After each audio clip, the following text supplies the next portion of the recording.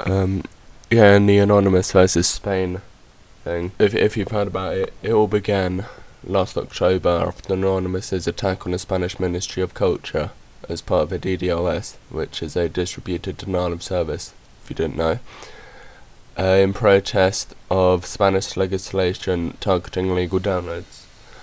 And last week, on the 10th, Spain arrested 3 members of Anonymous, who they said were suspected members of the group, and claiming that the trio took part in the hack of the Sony PlayStation network, as well as other attacks on government, banks and businesses.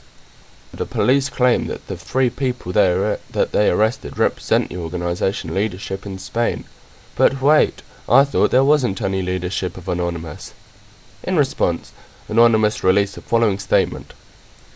Arresting somebody for taking part in a DDoS is exactly like arresting somebody for attending a peaceful demonstration in their hometown. Anonymous believes that this right to peacefully protest is one of the fundamental pillars of any democracy. You have not detained 3 participants of Anonymous. We have no members. We are not a group of any kind. You have, however, detained 3 civilians expressing themselves. You are providing us with the fuel, but now you must expect the fire.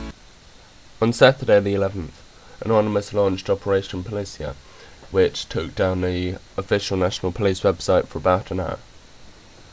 And that leads me on to Anonymous versus Turkey, which was a bit less complicated and nothing really happened. But last week, the group launched the statement. Over the last few years, we have seen how the Turkish government has tightened its grip on the internet.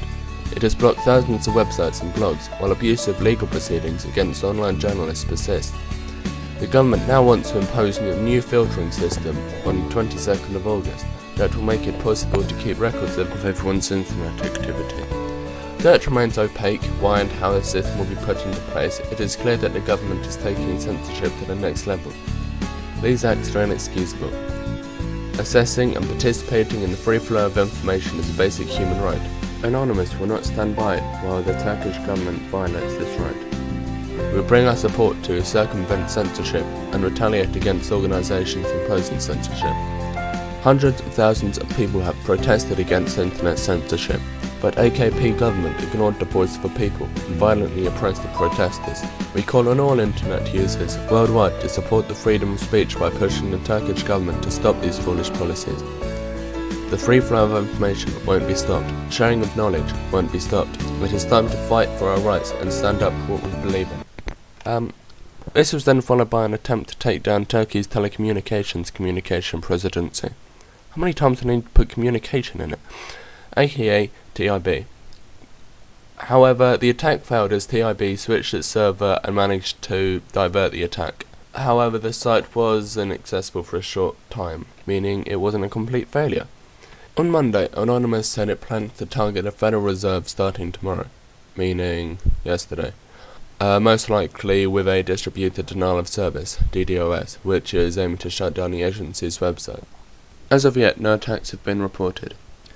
In a YouTube video, which I'll post below, the group is calling for public protest until Federal Reserve Board Chairman Ben Bernanke, I don't know how to say it, steps down. The campaign Operation Empire State Rebellion is timed to coincide with Flag Day in the US, which is June 14th and commemorates the adoption of the national flag in 1777. Yeah, what's my time? Oh dear, I'm way over. Okay, bye.